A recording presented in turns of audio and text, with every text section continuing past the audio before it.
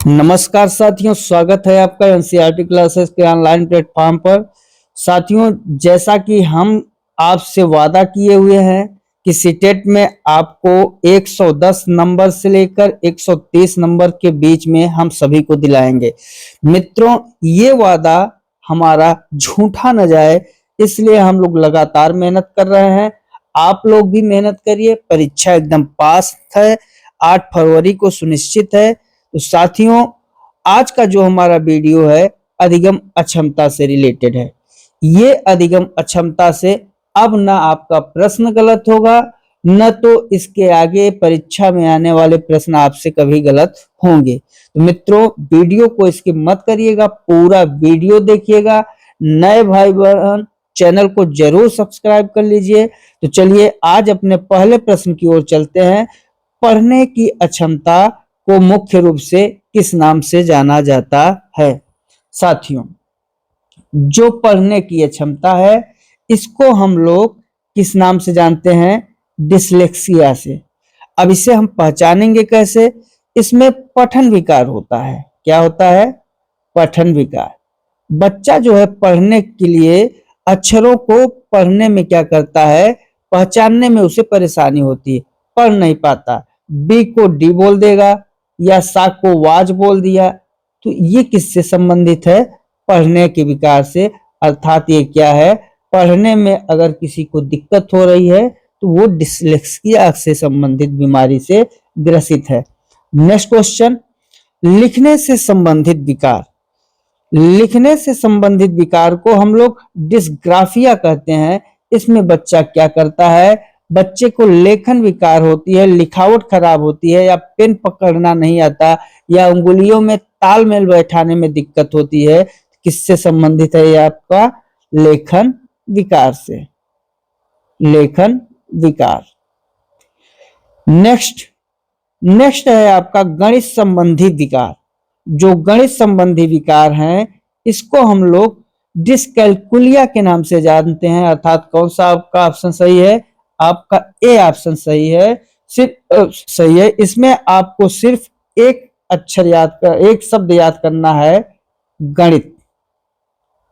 गणित में विकार, बस इतना आप याद रखिए, आपसे गलत हो ही नहीं सकता।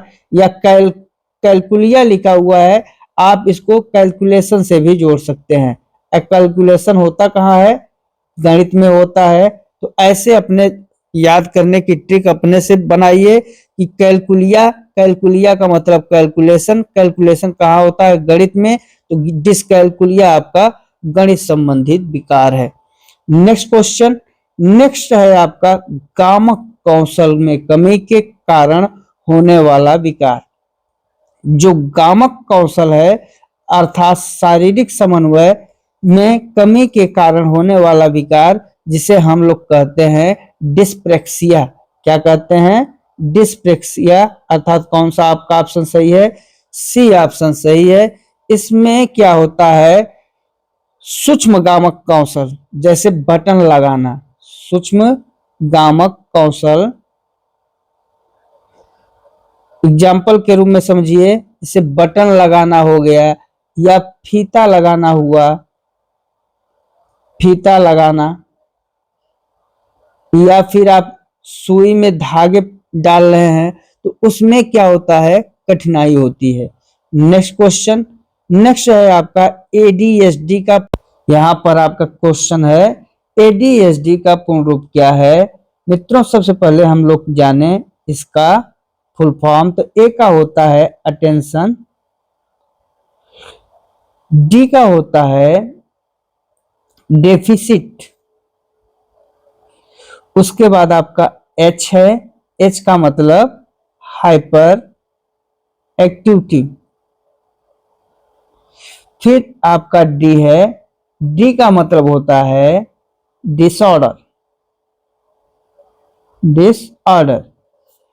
अब attention deficit hyper activity disorder, इसका जो मतलब होता है, इसका मतलब होता है ध्यान अभाव या डिस्ट्रैक्ट, मतलब विचलित होना। जब बच्चा विचलित होता है तो उसे हम लोग कहते हैं एडीएचडी, अर्थात ध्यान अभाव की कमी और अति सक्रियता का विकार। तो कौन सा ऑप्शन आपका सही हो जाएगा? ए ऑप्शन ही सही होगा। इसमें बच्चा एक जगह टिक कर बैठ नहीं पाता और उसका ध्यान बहुत जल्दी भटक जाता है, इसलिए इसे हम लोग एडीएचडी का विकार कहते हैं या ध्यान अभाव एवं असक्रियता का भी विकार कहा जाता है। नेक्स्ट क्वेश्चन, नेक्स्ट है आपका भाषा संप्रेषण, बोलने और समझने में कठिनाई होने वाले विकार को क्या कहते हैं? जब भाषा को बोलने में दिक्कत हो तो हम लोग उसे कहते हैं अफेज्या। इसे भाषा घात भी कहा जाता है। यह क्या होता है? अगर मस्तिष्क में किसी को चोट लगी है तो उस चोट के कारण व्यक्ति को बोलने, सुनने या भाषा को समझने में प्रभावित होता है, क्षमता, भाषा को समझने की क्षमता में प्रभाव पड़ता है, उसे हम लोग क्या कहते हैं? अफेज्या।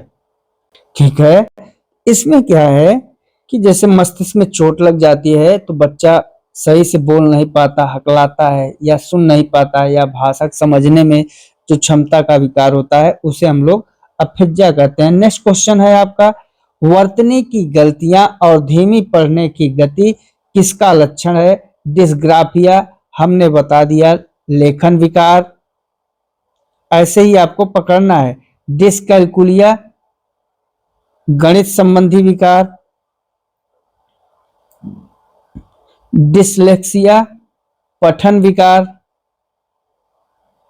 एडीएचडी आपका ध्यान अभाव एवं अति सक्रियता विकार, सक्रियता विकार। अब इसमें कह रहा है वर्तनी की गलतियां और धीमी पढ़ने की गति किसका लक्षण है? अब तो आप लोग समझ गए होंगे कि ये पढ़ने के विकार से संबंधित है, इसलिए ये डिसलेक्सिया है। नेक्स्ट क्वेश्चन, नेक्स्ट है आपका, जब एक बच्चा बी को डी और पी को क्यू पर लिखता है तो यह किसका विकार है? यह आपका है दृश्य प्रत्यक्षीकरण अक्षमता, श्रवण दोष, शारीरिक अक्षमता या मानसिक मंदता। तो ये किससे संबंधित है? दृश्य प्रत्यक्षीकरण अक्षमता से, क्योंकि इसमें बच्चा क्या हो रहा है? अक्षरों को उल्टा देख रहा है, मिरर इमेज का प्रयोग जैसे होता है उस ढंग से अक्षरों को देख रहा है। बी को डी पढ़ लेता है, पी को क्यू, तो कौन सा हो जाएगा आपका? दृश्य प्रत्यक्षीकरण अक्षमता। Next question, next question, next है आपका, इनमें से कौन सा अधिगम अक्षमता का मुख्य कारण हो सकता है? मित्रों, जो अधिगम अक्षमता है इसका सबसे बड़ा कारण वंशानुक्रम होता है। कौन सा कारण? वंशानुक्रम, अर्थात कौन सा ऑप्शन? ए ऑप्शन आपका सही है। क्योंकि जहां तक शोध बताते हैं कि अक्सर अधिगम अक्षमता अनुवांशिक होती है, परिवार के एक सदस्य से दूसरे सदस्य में ट्रांसफर हो जाती है। नेक्स्ट क्वेश्चन, नेक्स्ट है अधिगम अक्षमता वाले बच्चे कम बुद्धि, लो आईक्यू वाले होते हैं या सीखने के कुछ पहलुओं में संघर्ष करते हैं या पूरी तरह से पागल होते हैं, कभी सीख नहीं पाते हैं। कौन सा ऑप्शन सही है? सीखने के कुछ पहलुओं में संघर्ष करते हैं, बिल्कुल बी ऑप्शन आपका सही है। नेक्स्ट है सामाजिक अंतःक्रिया में कठिनाई किस विकार का मुख्य लक्षण है? हमने अभी आपको बताया था डिस्ग्राफिया, लेखन विकार। ऐसे ही प्रश्न आपके होते हैं, अब इसको बार बार लिखेंगे, अभ्यास करेंगे तो 100% श्योर है कि आपको उत्तर भी मिल जाएगा। डिसलेक्सिया पठन विकार, अब देखिए दो ऑप्शन आपका क्लियर हो गया ना। डिसकैलकुलिया गणित संबंधी विकार, गणित संबंधी विकार। अब आपका कौन सा ऑप्शन बचा? अब केवल एक ऑप्शन बचा, वो क्या है? स्वलीनता, ऑटिज्म, अर्थात बी ऑप्शन। यही आपका उत्तर होगा। क्यों? क्योंकि हमने ए ऑप्शन का बता दिया, बी ऑप्शन सी ऑप्शन का बता दिया, डी ऑप्शन का बता दिया, बी ऑप्शन बचा है, इसको हम लोग बताते हैं। इसमें स्वलीनता का मतलब होता है कि बच्चा जो है सामाजिक मेलजोल बातचीत करने में बहुत हिचकिचाहट होती है, हिचकिचाहट, इसलिए वो सही से बातचीत नहीं कर पाते हैं, वो अपने में ही मस्त रहते हैं। तो कौन सा ऑप्शन सही है? बी ऑप्शन आपका सही। नेक्स्ट क्वेश्चन, नेक्स्ट है आपका, नीचे दिए गए में से कौन सा एक अक्षमता है? नीचे दिए गए में से कौन सी एक अक्षमता है? डिसलेक्सिया, ये किससे है? पठन विकार, पठन विकार। ऐसे हर एक ऑप्शन में लिखते जाइए। एडीएचडी, अभी हमने इसका फुल फॉर्म बताया था, अटेंशन, डी का मतलब डेफिसिट, उसके बाद एच का मतलब हाइपर एक्टिविटी, और डी का मतलब डिसऑर्डर, अर्थात ध्यानाभाव एवं अतिसक्रियता का विकार। अब दो तो हमने आपको बता दिए, यहां पर जो बचा है आपका अवसाद और चिंता, कौन सी एक अक्षमता है? पठन विकार क्या है? पठन विकार अक्षमता है, इसे न्यूरोलॉजी द्वारा ठीक किया जा सकता है, इसलिए डिसलेक्सिया जो है एक एक अस्थाई जो है अक्षमता है। ठीक, अब उसके बाद ये तीनों ऑप्शन आप देखिए, ये तीनों विकार हैं। चिंता हो जाए, अवसाद मतलब तनाव हो जाए, या एडीएचडी, ये भी आपका विकार है। डिसलेक्सिया एक अक्षमता है, इसे न्यूरोलॉजी द्वारा ठीक भी किया जा सकता है, लेकिन कुछ बच्चे ऐसे होते हैं जिसे नहीं ठीक किया जा सकता, तो आपका यही उत्तर सही होगा, ये ऑप्शन। नेक्स्ट क्वेश्चन, नेक्स्ट है आरपीडब्ल्यूडी अधिनियम 2016 के अनुसार अधिगम अक्षमता किस श्रेणी में आती है? शारीरिक अक्षमता, विशिष्ट अधिगम अक्षमता, अंधापन और मानसिक बीमारी। तो ये आती है आपका विशिष्ट अधिगम अक्षमता, अर्थात बी ऑप्शन आपका सही है। अब इसमें आरपीडब्ल्यूडी एक्ट कब बना था? ये 2016 का है, और इसमें इसे कानूनी श्रेणी के तहत शामिल किया गया है। ठीक, नेक्स्ट क्वेश्चन, नेक्स्ट है डिस्ग्राफिया से प्रभावित बच्चों को मुख्य रूप से कठिनाई होती है। डिस्ग्राफिया का हमने बताया था किससे? लेखन विकार से संबंधित है, इसलिए लिखने में कठिनाई होगी। तो कौन सा ऑप्शन सही है आपका?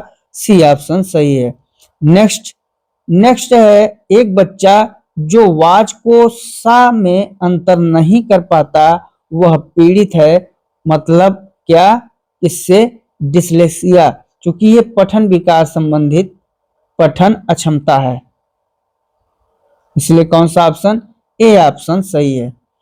नेक्स्ट क्वेश्चन, इनमें से कौन सा विकार पठन से जुड़ा नहीं है? एलेक्सिया, डिसलेक्सिया, डिस्ग्राफिया, ये आपका है लेखन से संबंधित विकार, इसलिए लेखन अक्षमता है।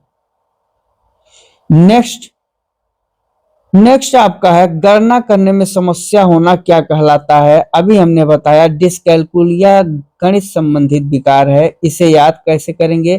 क्योंकि गणित में कैलकुलेशन होता है और इसमें भी कैलकुलिया लिखा हुआ है, जिसका अर्थ हम लोग कैलकुलेशन से ही लगाएंगे, क्योंकि कैलकुलिया कैलकुलेशन अर्थात गणित संबंधित विकार। अफेजिया क्या है? भाषा संबंधी विकार है, भाषा संबंधी विकार। इसमें बोलने, सुनने या भाषा समझने की क्षमता का विकार होता है। डिस्ग्राफिया लेखन विकार है, और डिस्मोर्फिया, इस पर आगे प्रश्न होगा तो पूरा व्याख्या करेंगे। नेक्स्ट क्वेश्चन, डिसलेक्सिया का सबसे पहले प्रयोग किसने किया था? बहुत ही अच्छा प्रश्न है, अभी तक ये आया नहीं है, आने की पूर्ण संभावना है। इसे रुडोल्फ बर्लिन ने किया था। कौन सा उत्तर आपका सही है? आपका ए ऑप्शन सही है। कब किया था? 1887 में किया था। तो आपका कौन सा उत्तर सही है? ए ऑप्शन सही है। नेक्स्ट है अप्रेक्सिया किस प्रकार की अक्षमता है?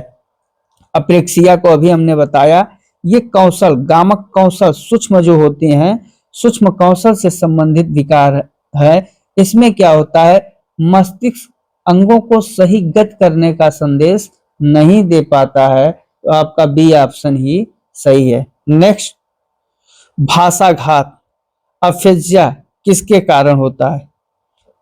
मौसमी बीमारी, मस्तिष्क क्षति, गुस्से के कारण या संस्कृत? मस्तिष्क क्षति के कारण होता है भाषाघात, अफेजिया। जब आपको चोट लग जाएगी या चोट लग जाती है तब मस्तिष्क की बीमारी जब होती है, या मस्तिष्क का जब आपका क्षति होता है तब अफेजिया होता है। नेक्स्ट है, वर्तनी में अक्षरों के क्रम को भूल जाना किसका लक्षण है? मित्रों, हम लोग जो प्रश्न बनाए हैं, प्रश्न वहां तक सोच के बनाया गया है जहां तक आपका एग्जामिनर पहुंचे न। इसलिए आप सारे प्रश्नों को देखिएगा। है कुछ ही अक्षमता, लेकिन हमने प्रश्नों को बहुत घुमा फिरा के, जैसे प्रश्न पूछ सकता है, कैसे एग्जामिनर सोच सकता है, उसकी सोच को मात देना है। और जो सोच को मात दे लिया वही परीक्षा में बेहतर परिणाम लाएगा। तो साथियों, आपका जो ये उत्तर है कौन सा होगा? वर्तनी में अक्षरों के क्रम को भूल जाना। ये डिसलेक्सिया का उदाहरण है, क्योंकि अक्षर का सा को वाच कर देना ये पढ़ने से संबंधित विकार है, और डिसलेक्सिया आपका पठन विकार है, पठन विकार। नेक्स्ट क्वेश्चन, नेक्स्ट है आपका, अधिगम अक्षमता शब्द का प्रयोग सबसे पहले किसने किया था? अब ये सोचिए, एग्जामिनर अभी यहां तक सोचा ही नहीं है, वो हम लोग प्रश्न करा रहे हैं। जैसे अभी डिसलेक्सिया के बारे में बताया, वैसे अधिगम अक्षमता का प्रयोग किसने किया था? सैमुअल किर्क, जो किर्क हैं, उन्होंने किया था। कब किया था? 1963 में किया था। नेक्स्ट क्वेश्चन, नेक्स्ट है आपका, डिस्मोर्फिया में व्यक्ति को क्या भ्रम होता है? इसीलिए हमने वहां नहीं बताया, चूंकि हमें पता था कि आगे प्रश्न जरूर होगा। डिस्मोर्फिया में व्यक्ति को क्या भ्रम होता है? कि वह पढ़ नहीं सकता, ये तो डिसलेक्सिया का है। कि उसके शरीर के कुछ अंग बहुत छोटे या अजीब हैं, बिल्कुल बी ऑप्शन आपका सही है। डिस्मोर्फिया में उस व्यक्ति ये सोचता है, बच्चा ये सोचता है कि उसके शरीर के कुछ अंग बहुत छोटे हैं या अजीब रंग के हैं, उसको कमियां नजर आती हैं अपने अंदर, ये आपका विकार होता है। नेक्स्ट है श्रवण प्रसंस्करण विकार। एपीडी में बच्चा सुन नहीं पाता सकता, सुनी हुई बातों को समझने और अर्थ निकालने में कठिनाई महसूस करता है। बिल्कुल, एपीडी में जो बच्चा है वो सुनी हुई बातों को समझने और अर्थ निकालने में कठिनाई महसूस करता है। कौन सा ऑप्शन सही है आपका? बी ऑप्शन सही है। नेक्स्ट है आपका, डिस्थीमिया क्या है?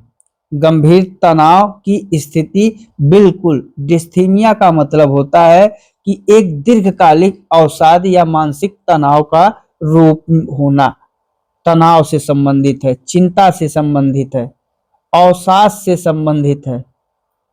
ठीक है, डिस्थीमिया, इसको याद रखिएगा। गंभीर तनाव कुछ दिनों तक रहे, महीना, साल, 2 साल, दीर्घकाल होना, लॉन्ग टर्म के लिए।